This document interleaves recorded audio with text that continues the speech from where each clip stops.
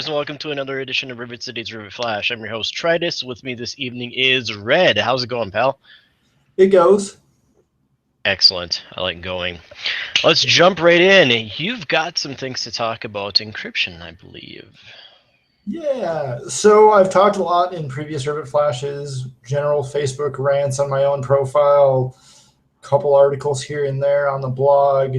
Yar. Encryption and privacy are kind of important to me. Yar. You guys might have figured that out. Yar. And, well, I'm not a huge Apple fanboy. I was really Yar. tied into Apple versus the FBI on Encryption Wars 2.0.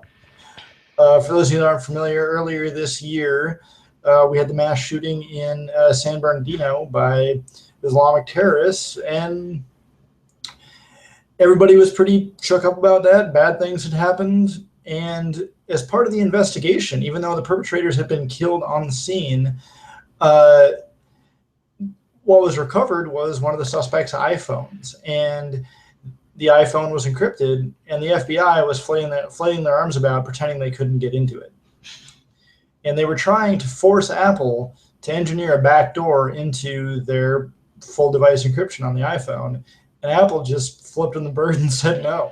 Yep, they did the legal version of blowed out your ass. Yep. And yeah, as the case progressed, the FBI ended up losing and then miraculously figured their way in on their own. Mm-hmm. Very interestingly quickly. Yes. And that was to no surprise of any of us in technology. I mean, encryption at the end of the day, even your best crypto is still it's a hurdle, not an impenetrable barrier. Right. And yeah, anyone in technology will tell you that. And the feds knew that. The feds have the tools and the capability to get into that. They don't need Apple's cooperation. But what they really wanted was easier access to people's data. Mm-hmm. If the FBI can just point at your phone and be like, ooh, let's see what's in there, they'd like that quite a bit. Mm-hmm. Big skeleton key. Yeah. But so now, one of the things that's gone on in the last week is Apple's Worldwide Development Conference. And usually I wholesale ignore it because, as I've said, I'm not an Apple fanboy. I usually don't care a whole lot what they're doing. I'm just not an Apple fan. But as part of, it was actually more of a silent part of their developer conference, they released a new version of Apple FS, which is what runs on iPhone and iDevice, and now it sounds like OS X, sort of. Still kind of researching on it, but it allows more encryption options. So in this case, they already offer full disk encryption on all their devices, whether it's a MacBook, iMac, iPhone, iPad, whatever. You can get the whole device encrypted, where it requires credentials to boot the system, log into the system, and decrypt and access the data. But once you've done that, all the data is available. So if I get Tritus's password, I can get into his Mac, his iPad, whatever, and the encryption serves no protection. Apple's new file system allows the option for file-level encryption for developers. They can choose to have no encryption at all, single key encryption, or double key encryption. And they can even encrypt the metadata of the file. So if they've encrypted it, you can't tell what that file is about even. Interesting. All you know is that it's a file and it shows up in this location in the file system. So you might be able to tell what application it's related to. But beyond that, you can't tell if it's a database, if it's if this is your contacts database, or you've got some new messaging app and this is your message history, or whatever. Huh.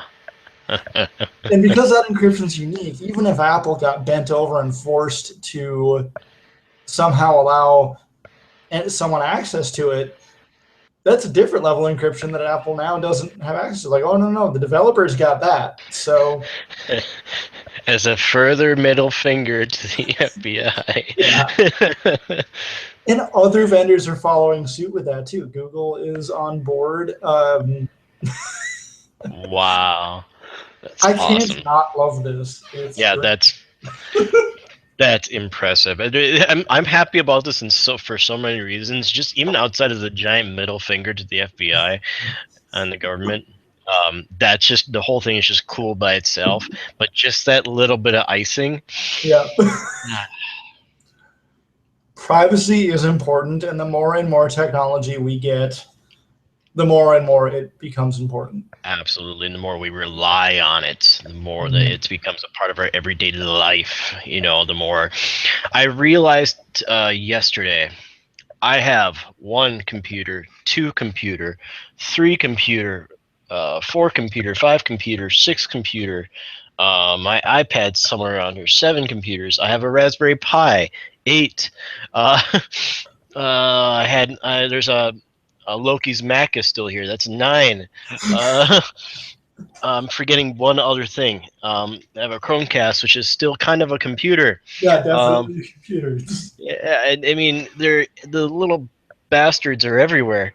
I mean, you know, they're everywhere. This is it permeates your life. Where 30 years ago, you bought a computer, one computer, and it was in about a million pieces. Like the first Apple computers you would get, and you would have to assemble it, right?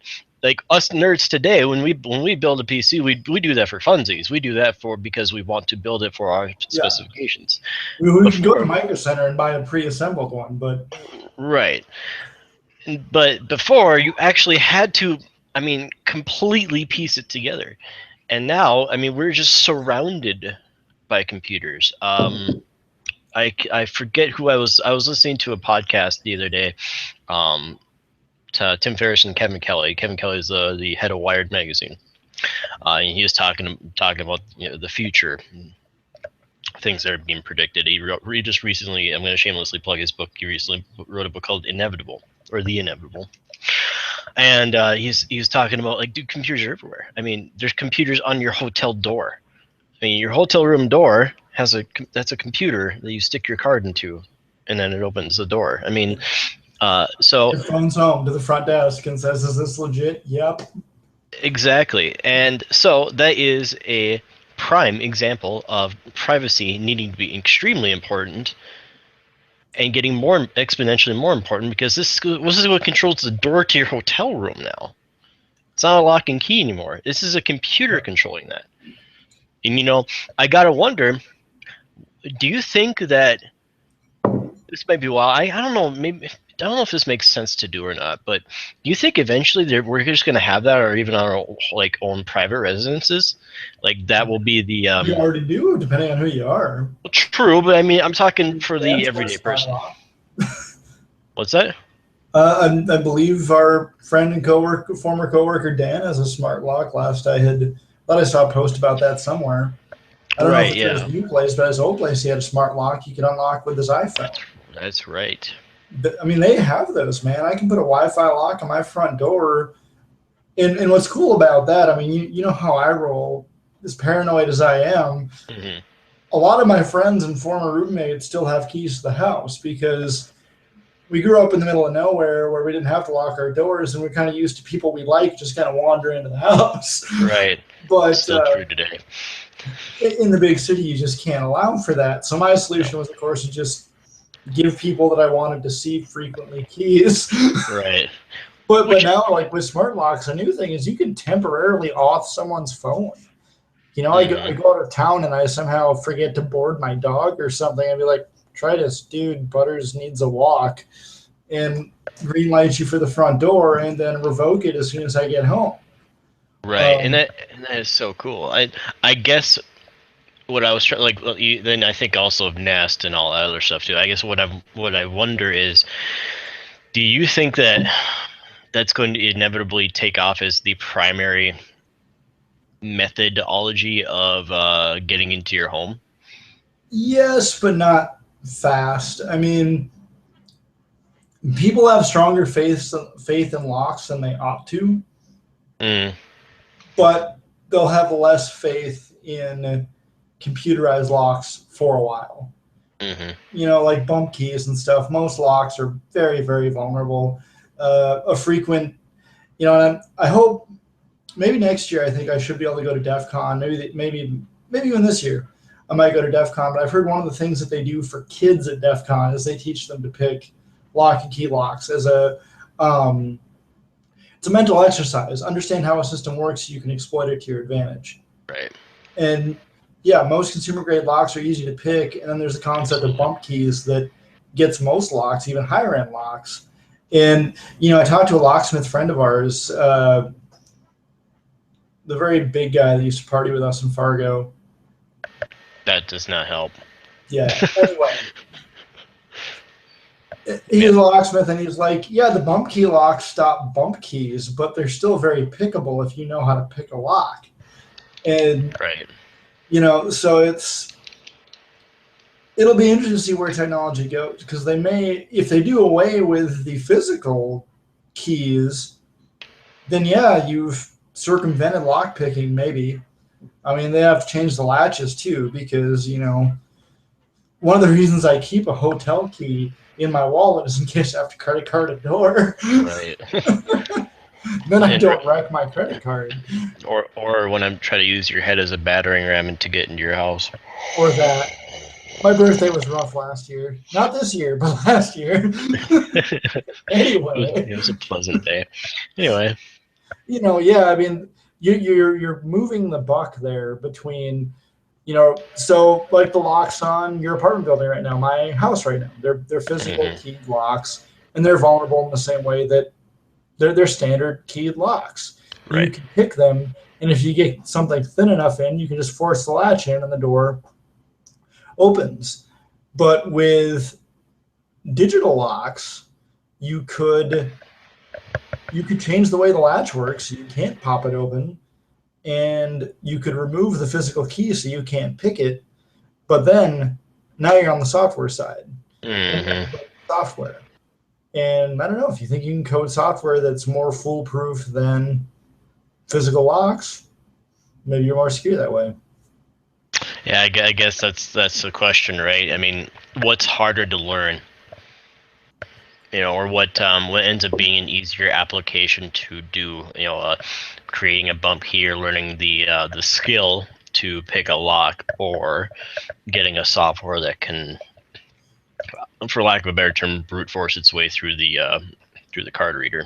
Yeah, well, and that concept that could flip.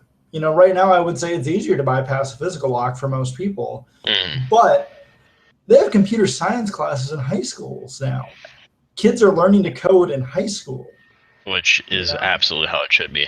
exactly, and you'll never hear me argue with it. But that also makes the software a lot more vulnerable. That's The, true. the, the more people that can understand how to interpret software, how to reverse engineer it, how to write their own, Hmm. um, yeah, you could win. Butter says hi. If you guys can hear that, I'm gonna mute myself for a little bit because you have a Good submission puppy. too, right, Titus? Yes, I do. I have two things. We'll just go ahead and move right along to them. But I want to. I would love to continue that discussion offline sometime. Anyway, okay.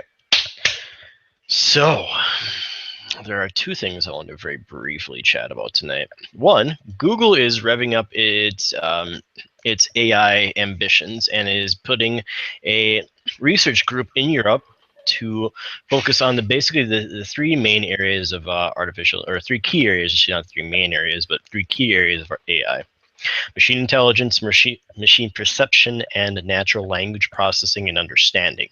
Meaning that they're trying to get research the various ways that they can improve machine learning infrastructure, and enable that kind of technology for practical use. So in other words, getting teaching AI to learn so that it can be more applicable to everyday life.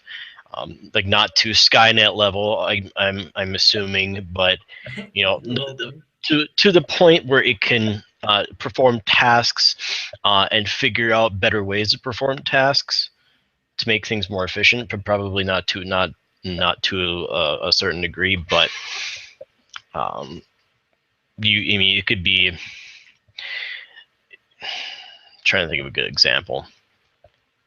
It learns your it could be something like it learns your preferences, like you have a house or whatever and you have Nest, let's say, and you like to have it figures out that you have a certain temperature preference at a certain time of day or whatever, you like it colder at night. It just kind of learns that and it figures it out. That's a guess, that's an example, but so but they're looking for ways to improve that learning infrastructure. They're also working with linguists to advance its natural language understanding, and so it's looking to improve those technologies, like Google Translate, photo search, and Smart Reply for inbox. I don't know if you knew much about that, but so that's a thing that's going on in Europe that the Google is doing. And that's simultaneously exciting, and I'm consistently trying to decide if I'm scared or not. You know, Yeah, no kidding. I mean, everybody loves to joke about AI, sort of, and like Terminator style Rise of the Right. Machines. Everybody jumps to that. Like, is this the birth of our robot overlords? Right. Um, I would like to think that we're smart enough to make sure that'll never happen. There's a lot of people that say that it's the chances of that happening are so low that we shouldn't even be worrying about it. Like I was talking about Kevin Kelly earlier. He made that comment too. Like, hey, it's so ridiculously small that it's not even worth talking about. And if it does get to a point where it can, then should be able to easily avoid it. There is a series I kind of binged watch a few weeks back. It's called Humans. It's on Amazon. It's on Amazon Prime. It centers around like a parallel universe of today, and we've built cyborgs essentially, or well, robots to kind of like, basically they're Cylons. Okay, that's a good comparison Gotcha. to draw. Yes, yes, but the human form Cylons. Anyway, the creator figured out a way to actually make them conscious, or like a subset of them conscious for his own means, and then they, like, a few of them kind of get out into the world and they're being hunted by another one of the creators, and the whole show kind of focuses on that dichotomy of should they exist, should they not exist, or what is consciousness, what isn't consciousness. Because um, we created them, do we have the moral authority to destroy them, or because exactly. they're sentient? Right, and Yeah. then the robots themselves are thinking like, what are we? Do we exist? Are we a mistake? Are we not? Does Do we it even allow? What's that? does it matter? Yeah, does that matter? I mean, they touch on a lot of those subjects. It's kind of an interesting show. I it's all based in the UK. It's really I liked it. Ultimately, I think they're gonna have another season, and they left it off on a pretty big um, cliffhanger, but it's good. Check that out. But yeah, man, AI.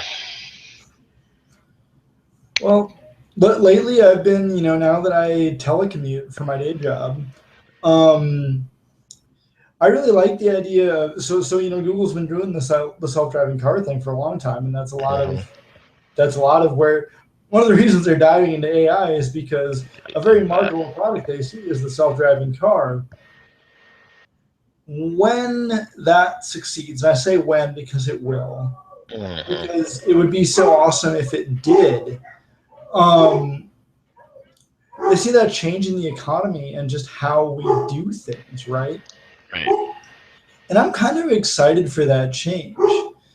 I mean, we've road tripped a lot. You know me, I love to drive. It's fun to, we got a pal in Michigan. We try to make a yearly visit out to see, and we pride ourselves in our ability to get to Michigan in less than 10 hours. Right.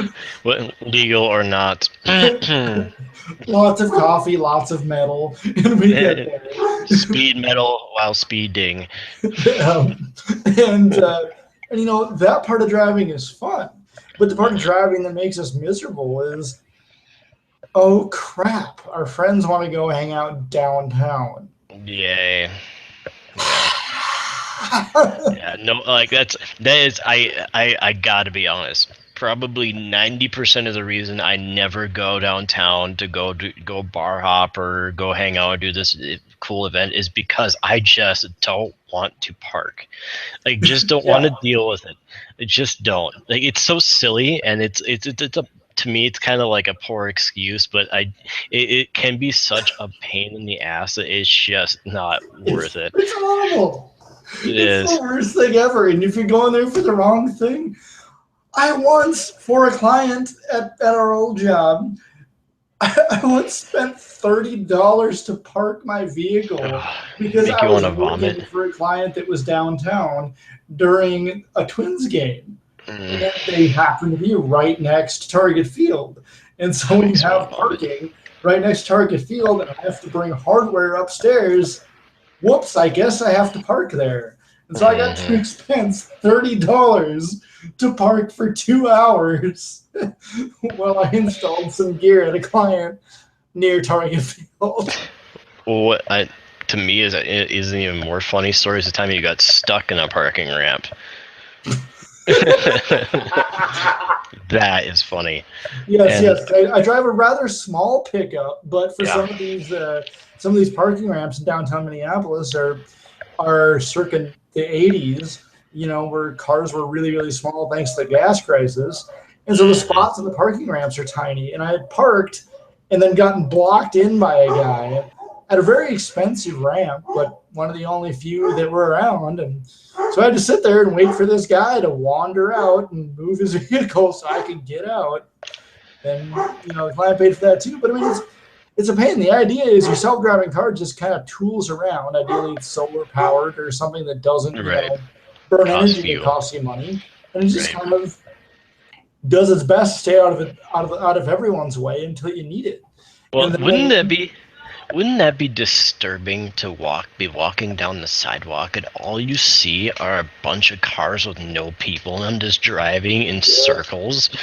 keeping themselves busy, staying out of the way of the cars with people in them to but it's also great. And then like I mean, Travis and I and Didek, we're big drinkers. We like to go out. We love beer. Well, how awesome would Right. it be to be able to just tour all the breweries and just really, really tour them, put it all away, I and wonder if that not would, have to figure in, oh, gee, am I going to be able to drive home after this? I just page you my know, car, pass out in the back seat, and wake up on my lawn. but I wonder, I wonder if that would ever be legal.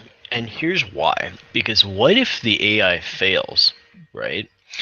And you have to take over driving your car. You have to go back to manual. Because I imagine that you're always going to, at least for the very foreseeable future, that you're going to always have the manual option. So I wonder if it'll ever actually be legal to get into your vehicle where you are the only person in the car and be intoxicated. I think it will because what they'll probably do is just if the AI fails, the vehicle just shuts down. Is probably Right. what I suspect But will do. It parks but itself. It says, "We're done."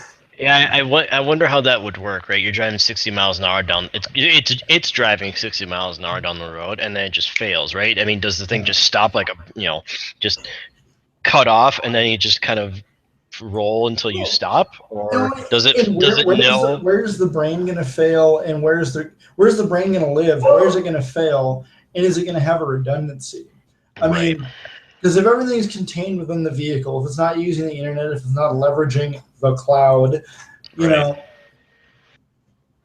Or is where it are your potential points of failure, and can there be enough rudimentary AI somehow as a secondary system to be like, well, the real brains failed, so we're going to pull over to the side of the Yeah, road. maybe it has some kind of like subconscious autopilot, right? It just identifies, if the primary brain fails, it identifies the safest place, or at least the Yeah. somewhat safest place to park rather than dying in the middle of the road.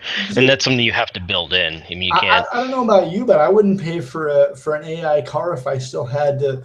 Like, what if I wanted to take a long road trip and nap most of the way? What if I Yeah, wanted to catch up on a book? Like, if you're legally obligated for the rest of ever to babysit your AI, what's the point? that's a good point. But I mean, I just Hold wonder on one if. second. I have to go want my dog. All right. Well, I'm going to talk to you guys about next piece of what I was going to talk about tonight, and I'll clue right in when he gets back. So, let's talk aliens. I'm just gonna look right at the camera when I say this. So, let's talk aliens. Now, there was very recently a student who provided a research paper to a yearly conference. Him and his professor provided this research paper. I missed everything except research paper and Research professor. paper. So that's the we all will start two sentences prior. Yeah. So okay. So a Cornell University student presented a paper at the American Astronomical Society's meeting, talking about you know why haven't we made alien contact, and the prediction is we probably won't make it for another 1,500 years. Okay, why? Right? Why 1,500 years? But to understand that, we have to understand a couple of things. First is the Fermi paradox. So, do you know what the Fermi paradox is? I do not. Okay, so the Fermi paradox is essentially a massive calculation of all the planets, stars, solar systems, and everything that's in the galaxy right now, coupled together with the idea that most of which are probably not habitable, but the planets, I mean, but there should still be millions and millions of planets that lie within that perfect space, like where Earth does now. You know, being X amount away from the sun, but close enough to still get heat and be habitable, have water. Assuming water and other things are the building blocks of life. It's making some big assumptions, but anyway. So the Fermi paradox is assuming that Earth-like conditions are, while rare, aren't unique. Like, we're not the only planet in the entire galaxy that is like this. That it just the astronomical odds of that being the case, it's ridiculous. There's just almost no way that could be possible. So then, with that being said, where is everybody? Right? If if this planet is one of millions of planets out there that does exist and has the same building blocks of life, where is everybody? Where are the other alien civilizations? Where are we alone? And then why? I mean, or are we the first civilization? Like, are we somehow like have we somehow evolved uniquely as opposed to like another race? And then you get into that discussion of you know have certain races evolved, but have they just gotten to a point where they destroyed themselves? Like, we're at that point now. We're at the point now where they say that we are either going to destroy ourselves in the next 100 years, or we'll be okay. We have enough nuclear weapons to make the planet go away. Right, it'd just be a dust cloud at this point, pretty much, or just like a nice core of iron, and that's it. But anyway, so that's the Fermi paradox. Essentially, mathematically, there should be a bunch of people here, and they're not. People being whatever, sentient beings, and there's not. Where is everybody? So the second is the Copernicus principle of mediocrity. This basically says that there's nothing special or unique about us, and the other alien civilizations just don't care. And I really like that because it's really pessimistic. Right. And the idea behind that is that because we've been sending out radio waves for like the last 80 years, we've been broadcasting radio waves, and then now we've been intentionally broadcasting them for X amount of decades, to try to make contact. We've contacted thousands of stars and planets and just sprayed out our birdshot into the ocean that is the universe. Stop And feeling special. No one cares. right, yeah, and then that's the thought, is that it's not that that we're not hitting anybody. It's just that they just don't care. Oh, that's cute. The humans are our they've got radios. That's cute. So there's a couple of thoughts and principles there. Anyway, so a lot of people really think it comes down to distance. I mean, that's why they're saying the 1,500 years principle is because it's going to take us that long for us to get to a point of being able to get those distances to those other stars and get those other planets and be able to actually make real contact. And that's where that number kind of comes from. And I feel like ultimately the reason we're not getting contacted back is not because of is that have that mediocrity is because they just there's just so much space. I mean, if you think about what we're doing, we're basically like going out and I can't remember if you've ever been on the ocean, but uh, I'm not. okay, so if you, I mean, think about Lake Superior. So you're standing on a beach. You're standing on a beach in Lake Superior. All you see is water. All you can see is water, and you're standing on a little bit of land. Imagine you take a shotgun and you have bird shot, and you just start kind of shooting out. You know, kind of just shooting scatter shot, and but you remember, how much you shoot, you're never going to cover all that water. And it's the same thing with the ocean. I mean, that's kind of like imagine the galaxy is all that ocean, and you've only shot this like a little bit of bird shot in this like a little bit of area. Um, Maybe a poor analogy, but the point is that we've only. I mean, there's just so much galaxy, and we're such a teeny tiny, tiny, tiny, tiny, tiny, minuscule part of it that I mean, we just haven't had enough time to blast out more birdshot. You know, Hmm. so what I wonder about that though is, let's say there's an advanced civilization out there. Let's say they're 1,000 years ahead of us, right? Or say we, there's a civilization out there that kind of evolved around the same time as us, but didn't have the Dark Ages, right? Uh, don't you think we have now figured out how many Earth-like planets? There's just a pile of Earth-like planets out there. Yep. Uh, don't you think if there was a civilization that's 1,000 years ahead of us, that's probably figured out and is evolving at our rate and is climbing technologically at our rate, don't you think that they would have at least cataloged all the Earth-like planets in there, at the very least in their area of the galaxy? It depends on And their then, priorities. I mean, do they true, there are so many people that don't care about our current space programs and what we're doing. Uh, some people are just kind of fine thinking they're the center of the universe, even if part of their brain logically says there's no way we could be. and you're right. I mean that, and it does kind of come down to a mindset, doesn't it? Because it assumes that an advanced civilization would want to even go around and look. That's a good point. Mm. It's like, what if you had a civilization that's advanced enough? Do they even care in the first place to look? I mean, you would think they would, because they want to find as many habitable planets as possible to spread their people out, right? To increase their chance of survival. That's why, you know, um, us as humans spread outside of Africa and started going to other places. Exploring the rest of the earth, exploring and spreading our species out.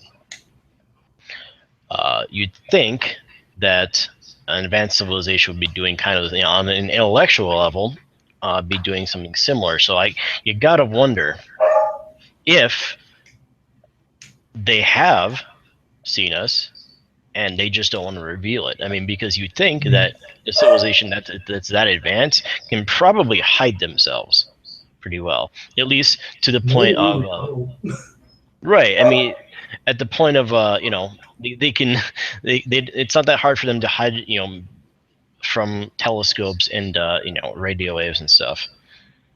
I mean, space is so vast, and it can. I mean, to an advanced civilization, you probably can't hide, but to a primitive situation that's stuck on one planet, you can probably do a pretty good job of not revealing yourself. And so then you wonder if that's the case.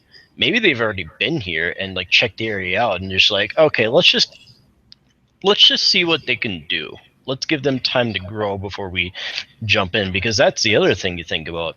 What if they are there? Assuming all the crap that I just said was correct. Um, what do you think would happen if they just decided to say, "Hi"? It would be absolute chaos and the greatest thing ever. Absolutely. Yeah, like I would love for that to happen because it would screw up, I think, in a good way. It would screw up our entire global identity and like all just the,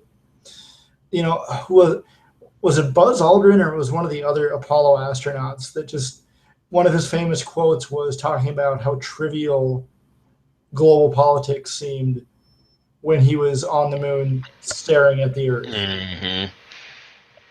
A lot of astronauts talk about that. Like, they've actually coined a term for it, and I forget what it is now, but like, it's almost every astronaut has made some mentions to another. Like, when you get into space and you are looking down, none of that crap matters. You realize none of it matters. It's all crap. Yeah. And so It's like just, the different peoples and battles and things that have been happening for thousands of years, and just the dumb shit we argue with each other over, and the things we go to war over, mhm. things that divide us as even Americans. Uh, it's just like, wow, our borders are just arbitrary lines. Our Mhm. ah, Yeah, what is it's life? wild. It's wild. It's so wild, and that's one reason I want to go to space eventually, because I want to experience that. I want to see that. Because let's face it, kids, we are an incredibly tiny, minuscule part of this universe in this massive, massive, almost unimaginably large universe, and we are just a small little podcast in this big ass universe. Just a small little podcast. But we still matter. We matter a lot. We Don't do. let anybody tell you different. Don't anybody tell you different? As to quote the Doctor, in all my years of time and space, I have never met anybody who didn't matter. And I think we can call it there. Yeah. Well, thank you everybody for tuning in and listening. I know we went a little off topic tonight, but I kind of feel like everything we talked about was pretty important and relatively on topic, to be perfectly Well, frank. we always do, but sometimes the fans will disagree. Yes, but that's okay. Steve. We love you, Steve. We love you, Steve. No, but this is all good stuff, and and this is the reason why I want to do the flashes in the first place, to keep these discussions going, because they don't happen enough.